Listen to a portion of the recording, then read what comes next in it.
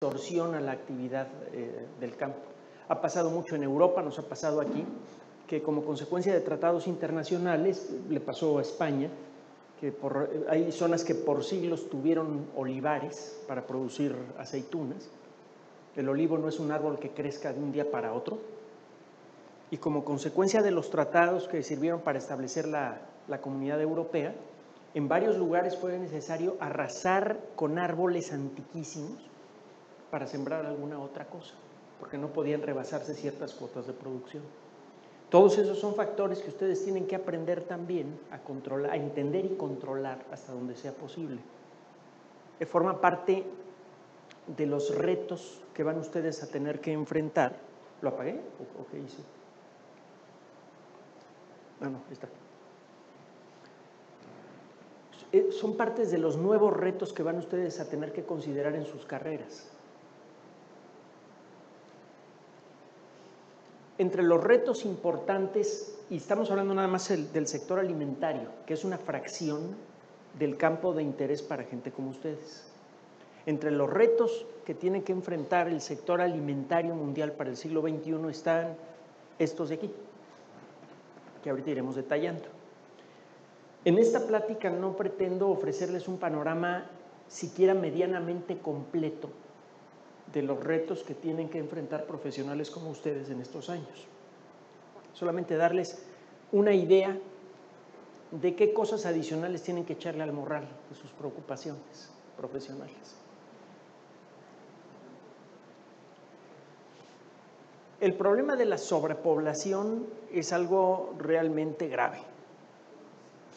Se supone que es un asunto que más o menos está empezando a controlarse, etcétera, etcétera. En algunos países como los países europeos, sobre todo hacia la zona oriental, el problema del crecimiento poblacional ya no es tan importante. Es decir, esta gráfica muestra el cambio a lo largo de 2016 en el tamaño de la población. Los países más oscuros son los países que tuvieron un crecimiento poblacional mayor durante 2016. Se supone que cuando menos desde la perspectiva de la alimentación no existe un problema agudo de momento. Se produce más comida que el crecimiento de la población. Y además el ritmo de crecimiento de la población ha ido disminuyendo. La población sigue creciendo, pero el ritmo va para abajo. La realidad es muy diferente. Esas gráficas pueden llegar a engañarnos. Regresamos a esta gráfica de aquí. Si bien el ritmo en porcentaje de crecimiento de la población ha disminuido, lo cierto es que la cantidad total de gente que hay en el planeta sigue creciendo. Ya somos como 7.200 millones de personas. Se calcula que vamos a llegar a más de 8.000, entre 8.000 y 8.500 millones para finales de la siguiente década. Y el problema es que con las técnicas actuales nos va a costar cada vez más trabajo mantener alimentada a la gente. Es la realidad. Además, hay otros factores relacionados con este asunto de alimentación que vamos a tener que empezar a tomar en cuenta. Aquí estamos hablando simplemente de producción de cereales básicos que sirven como base para la alimentación, pero que no ofrecen una alimentación completa. La realidad es que muchos países se ven oscuros porque su población sigue creciendo y estos dos son especialmente inquietantes. Porque estos dos países, la India y China, tienen más de 1.000 millones de habitantes.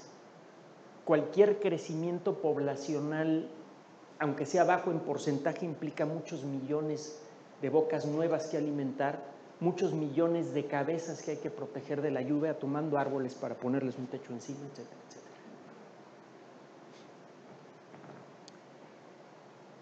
En la actualidad, esta noticia apareció desde luego en revistas arbitradas, pero se hizo muy popular, apareció incluso en fuentes más populares, como puede ser National Geographic. En la actualidad, las actividades del campo ya utilizan prácticamente la mitad de la tierra seca que hay en el mundo, directa o indirectamente. Ya no hay mucho espacio para donde crecer porque la población también sigue creciendo. Entonces, entre el espacio que ocupamos para vivir y el espacio que ocupamos para cultivar, nos estamos acabando la tierra. Y bastaría con un crecimiento pequeño en porcentaje de la población para que estos números mencionados en esta nota crezcan mucho. Es decir, aunque el ritmo de crecimiento de la población siga bajando, sigue siendo positivo. Y esa gráfica que vimos hace rato, la gráfica roja, es una gráfica engañosa, es una gráfica de porcentajes. El porcentaje de aumento de la población total es menor, pero el número total de nuevas bocas por alimentar y por proteger es muy grande. Cada año aumenta mucho el número el requerimiento de atención. Hay otro factor que hay que considerar, un factor que ahorita está en más de un sentido muy caliente. Ustedes saben lo que acaba de ocurrir con el asunto del calentamiento global. Bueno, en lo personal creo que desde el punto de vista técnico, científico, apelando a revistas arbitradas, es criticable lo que se ha dicho sobre calentamiento global antropogénico. Hay artículos de investigación publicados en revistas del Journal of Meteorology, Nature, Science, etcétera, que cuando uno los lee con cuidado, da la impresión de que sugieren que el calentamiento global antropogénico no es el fenómeno que nos han tratado de vender. Pero lo que sí es cierto y es absolutamente indiscutible es el terrible, severo y creciente impacto de nuestras actividades en el ecosistema. El rechazo al asunto del Tratado de París es un síntoma de la intención de aumentar la agresión del ecosistema con tal de echar a andar la economía de los Estados Unidos. Y eso es una noticia terrible. Pero bueno, regresando al asunto, independientemente de que creamos o no en la historia del calentamiento global antropogénico, lo cierto es que el clima por sí mismo cambia. Los registros incompletos que tenemos, basados, por ejemplo, en las proporciones de ciertos isótopos de oxígeno que encontramos en rocas sedimentarias, la proporción de oxígeno 16 a oxígeno 18 que se fija en la concha de los moluscos, está directamente relacionado con la temperatura del mar. Si ustedes buscan fósiles de conchas que se hayan formado a poca profundidad y hacen un mapa de su distribución geográfica, pueden empezar a tener una idea de cómo ha sido la temperatura global de la Tierra a lo largo del último 10% de la historia del planeta.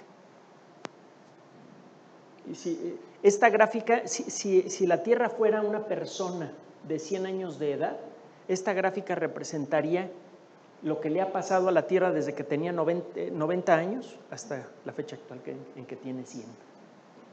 Estamos hablando de una fracción de tiempo muy pequeña en proporción a la vida de la Tierra. Estamos hablando de 542 millones de años. Quiero hacer la aclaración de la cuestión de proporciones. Es un intervalo de tiempo horroroso para nosotros y es minúsculo para la Tierra. Lo que sugieren estas gráficas es que el clima de la Tierra ha variado de manera espectacular a lo largo de los últimos 540 millones de años. Ha habido épocas en las que, por intervalos muy largos, de docenas de millones de años, incluso centenares, el clima ha sido desfavorable en una buena parte de la superficie terrestre. Hay evidencia que sugiere que antes de esto, en 2, quizá en 3 ocasiones, la Tierra quedó tan envuelta en hielo que incluso en el Ecuador había grandes glaciares. Se le llama la teoría de la Tierra bola de nieve. El clima de la Tierra es naturalmente variable.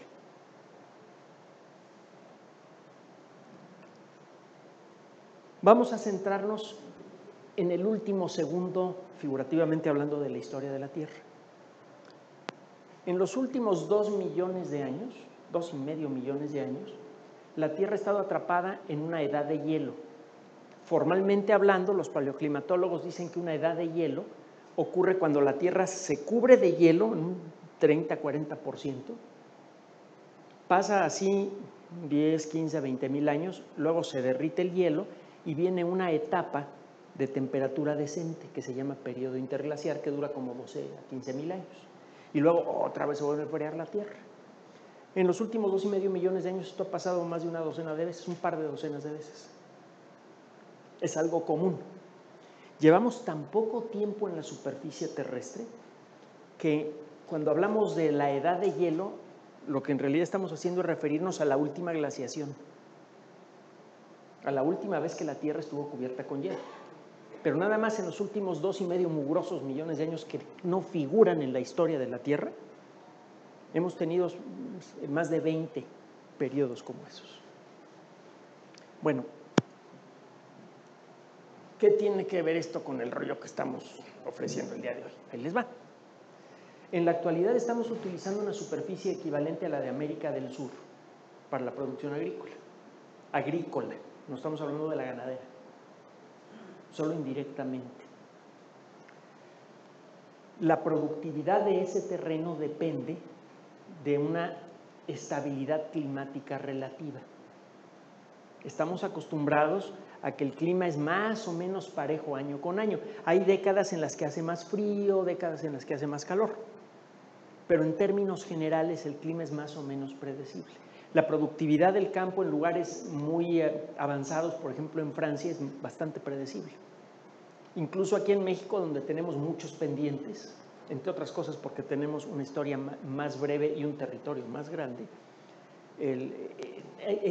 hay forma de anticipar cuál va a ser la productividad general del campo, incluso considerando las catástrofes climáticas que nadie puede anticipar, un gran huracán, por ejemplo. La realidad es que esta es una medida del dióxido de carbono atrapado en pequeñas burbujitas en núcleos de hielo. Ustedes meten un popote de metal en un glaciar, sacan un núcleo de hielo y van midiendo la conductividad eléctrica del hielo en distintos puntos. Eso está relacionado con la cantidad de dióxido de carbono que está disuelto allí, y eso a su vez está relacionado con la cantidad de dióxido de carbono promedio que había en la atmósfera en un momento dado. Ustedes pueden estimar el porcentaje de dióxido de carbono en la atmósfera en distintos momentos, y eso normalmente lo relacionamos con la temperatura general del planeta. El dióxido de carbono es un gas de efecto invernadero, etcétera, etcétera. Bueno, entonces esto, asumiendo que toda esta cadena de razonamientos es correcta, nos da una idea de cómo ha variado la temperatura del planeta en los últimos 2,5 millones de años. Aquí nada más presento una pequeña fracción de la gráfica. Esto significa que el clima de la Tierra es variable no solamente en escalas muy grandes, 500 millones de años, sino que varía incluso en escalas muy cortas. Hace entre 12.000 y como 9.000 y 6.000 años en el pasado, la temperatura promedio del planeta en varios puntos llegó a ser hasta de 6 grados centígrados por encima de la actual. Ahorita estamos echando chispas por 1,5 grados, menos de 1 grado centígrado, que es lo que ha subido la temperatura promedio del planeta en estos años. Llegó a ser 6 grados centígrados por arriba del promedio. Esto ocurrió de manera natural. ¿A dónde voy? Si en época histórica, cuando ya existía la civilización, hace menos de 10.000 años, ocurrió un pulso de calentamiento global así, es probable que ocurran otros. Hay evidencia que sugiere que la cultura maya dejó de construir grandes ciudades como consecuencia de una sequía que duró como 100 años. Parece que no es la única sociedad que se ha derrumbado como consecuencia de calentamiento global natural. Parece que a Babilonia le pasó lo mismo. Hay evidencia en el crecimiento de los árboles, en anillos de árboles, que sugiere que con alguna frecuencia ocurren pulsos de calentamiento o de enfriamiento fuertes, nada más en los últimos 2.000 años, es decir, ayer. Si en la actualidad nuestra productividad del campo la estamos apostando a un clima estable y estamos imaginando que si logramos controlar el problema de la emisión de dióxido de carbono, el clima va a volver a ser bonito, nos va a llevar la tristeza. El clima es naturalmente variable, no lo podemos controlar ni siquiera para descomponerlo. Vuelvo a insistir, este asunto del calentamiento global antropogénico para mí es sospechoso y lo siento peligroso porque nos ha hecho creer que cualquier variabilidad del clima es nuestra culpa y la podemos controlar, y el clima es naturalmente variable. ¿Qué pasaría si mañana empezara una sequía fuerte, regional pero a gran escala, como la que parece que afectó a los mayas, y que destruye la productividad del campo, la reduce mucho en México y en los Estados Unidos? ¿Qué pasa con la productividad general de cereales en el mundo? El principal productor de cereales del mundo pues, son los Estados Unidos y Rusia, creo, ¿no? No sé si todavía seguirá siendo cierto. Entonces, imagínense un pulso de sequía parecido a estos micropulsos que aparecen como picos en la gráfica que aparece mañana. ¿Qué va a pasar con la productividad básica del campo? Podría cambiar casi literalmente de un año para otro.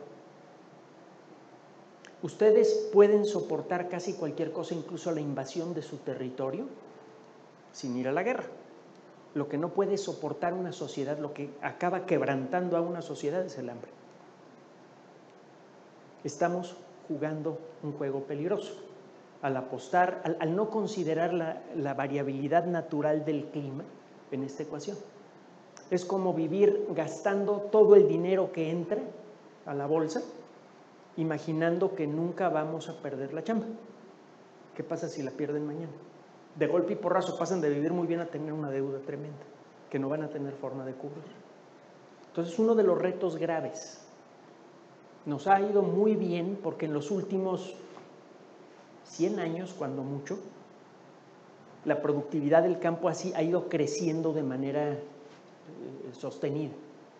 Gracias, entre otras cosas, al desarrollo de técnicas para fijar el nitrógeno en forma artificial, la técnica de Faber, gracias al desarrollo de nuevas técnicas de hibridización, incluso genéticas, etcétera, la productividad va para arriba.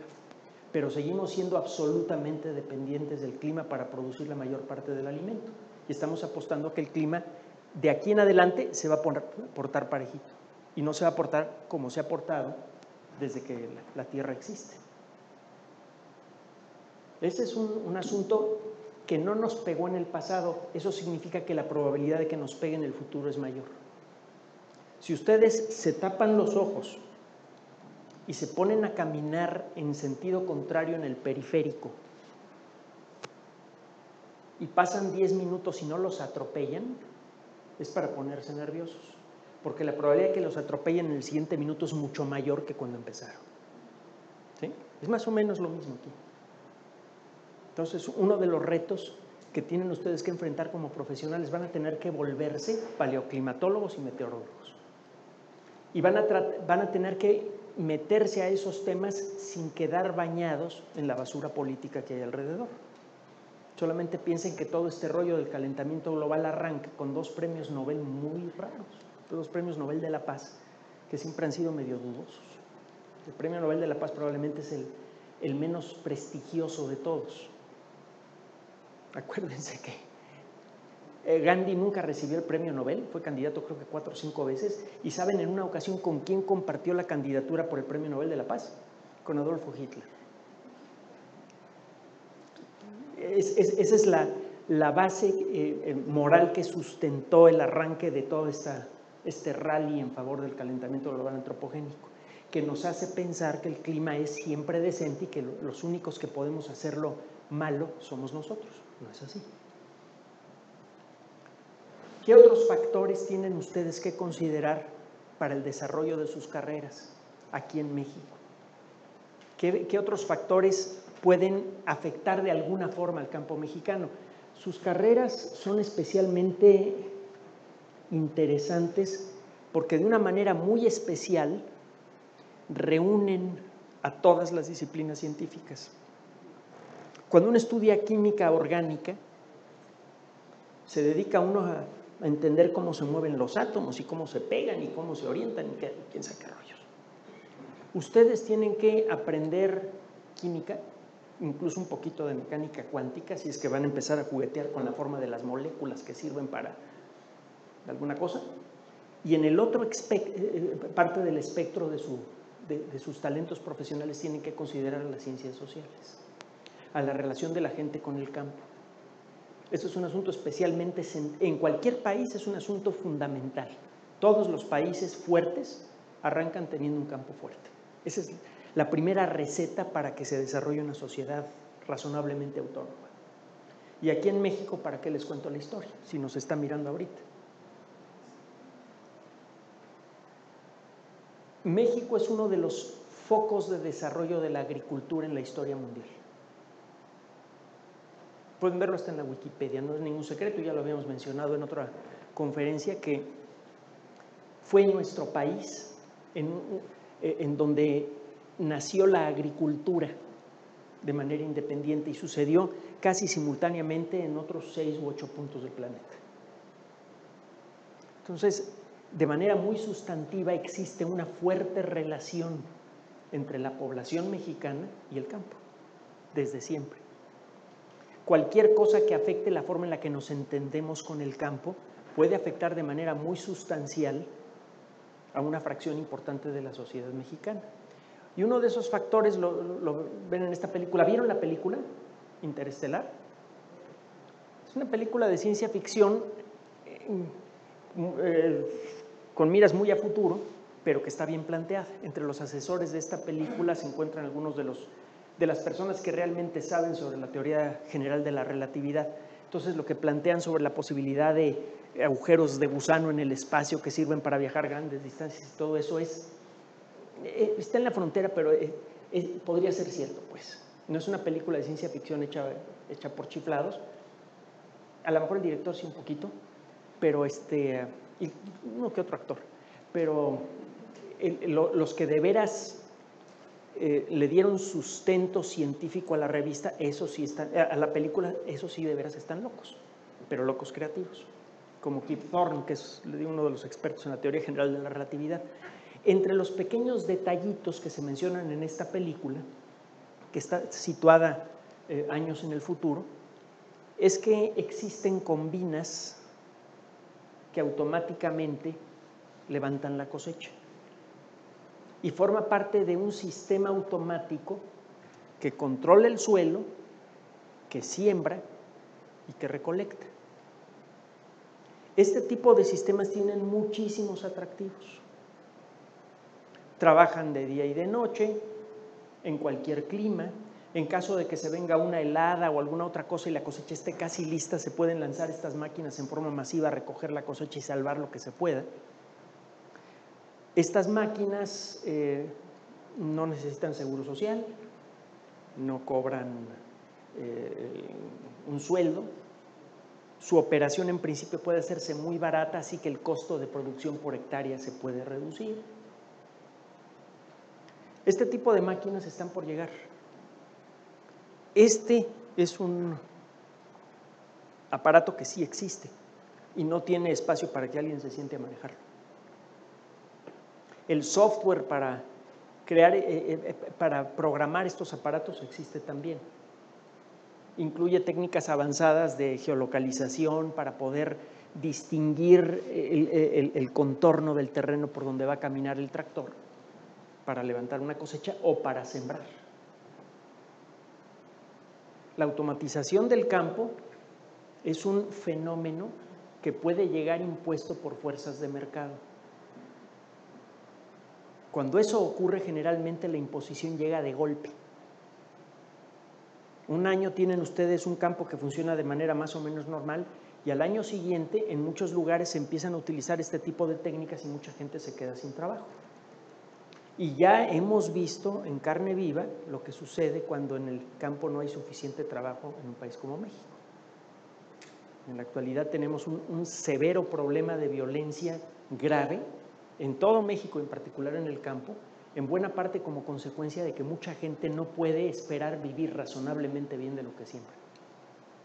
Es más, a veces ni siquiera puede conservar el terreno, por un motivo o por otro, o porque se lo compran o porque se lo quitan.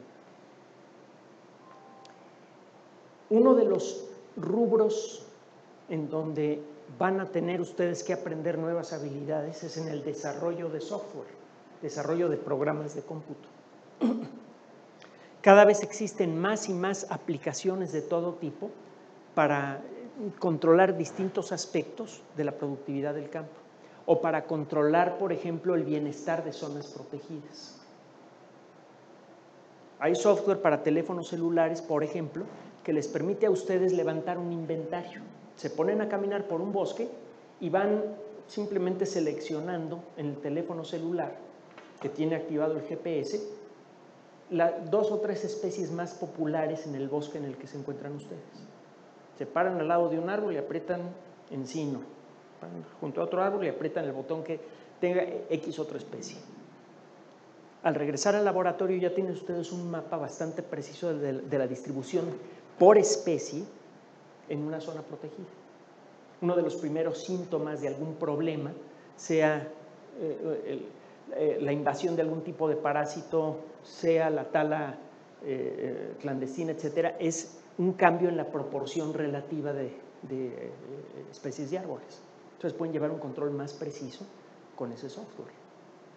Y hay 10,000 ejemplos más de pequeñas aplicaciones fáciles de construir para teléfono celular que ayudan a mantener controles. Además está el software que sirve para controlar, por ejemplo, para medir las circunstancias en el suelo, en un sembradío, y en un momento dado avisarle a la persona responsable para que tome acción correctiva. Porcentaje de agua, conductividad del suelo, que eso da una idea de la cantidad de sales que hay, etcétera, etcétera. La idea de automatizar el campo está asociada con la idea de que con una computadora personal pequeña y sensores que se están haciendo más y más baratos, se hace posible llevar un control mucho más preciso, un inventario natural de lo que tiene un área protegida, un inventario de las plantas que han sembrado, etcétera, que no se podía tener antes.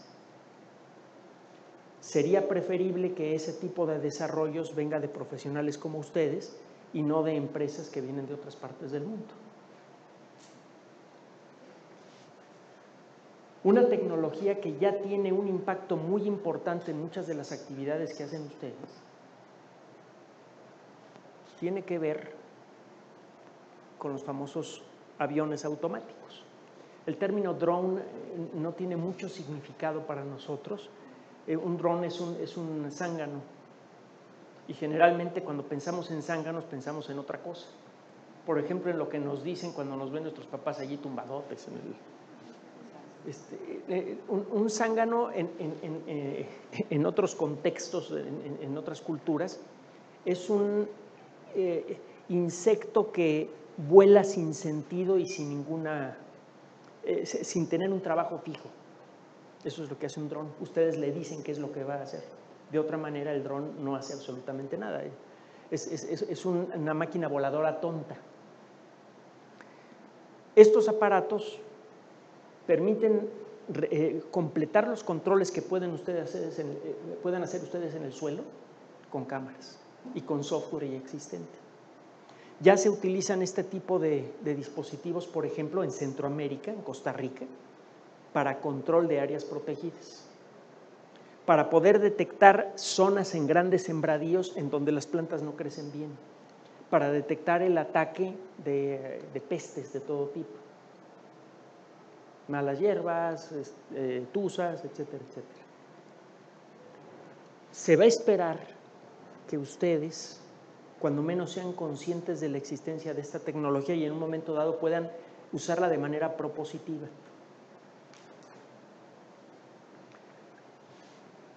Eso en lo que se refiere a tecnología electrónica. Otro de los retos que va a tener que enfrentar, en particular la industria de los alimentos, desde su producción, tiene que ver con un nuevo entendimiento de qué es lo que hay que comer. Esta página electrónica se las recomiendo ampliamente. Es muy importante, es una de las mejores fuentes que hay sobre lo que conviene comer. Por ley es necesario actualizarla cada 6 meses. Lo que hacen los investigadores es recabar los artículos publicados en revistas arbitradas, hacen una lectura y una evaluación del conjunto para evitar que algún trabajo mal hecho pueda sesgar una opinión sobre qué es lo que conviene comer o no. Y cada 6 meses están actualizando las recomendaciones sobre lo que hay que comer y han salido algunas sorpresitas. Por ejemplo, tomar café es bueno. Tomar líquidos azucarados en general no es recomendable, incluyendo jugos naturales. Los jugos naturales, bueno, sí, pero en cantidad baja, siempre.